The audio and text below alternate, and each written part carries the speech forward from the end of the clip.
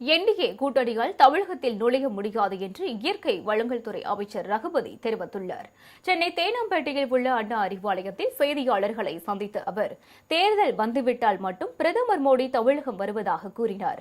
விவசாயிகளுக்கு ஆதரவாக இருப்பது போல் வேடம் போடும் பிரதமர் மோடியின் பாஜக அரசு விவசாயிகளுக்கு என்ன செய்துள்ளது என்றும் அவர் கேள்வி எழுப்பினார்.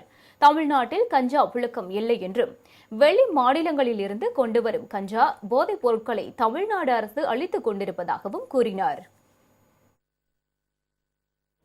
என்டிஏ கூட்டணி அவங்க என்ன வேணாலும் பண்ணிட்டு போடுங்க, ஒண்ணுமே தமிழ்நாட்டில் என்டிஏ கூட்டணி ஒன்றுமே செய்ய முடியாது என்பதால் தான் எங்களுடைய தலைவர் தமிழ்நாடு முதலமைச்சர் அவர்கள் இது தமிழ்நாட்டுக்கும் டெல்லிக்கும் நடக்கின்ற தேர்தல்.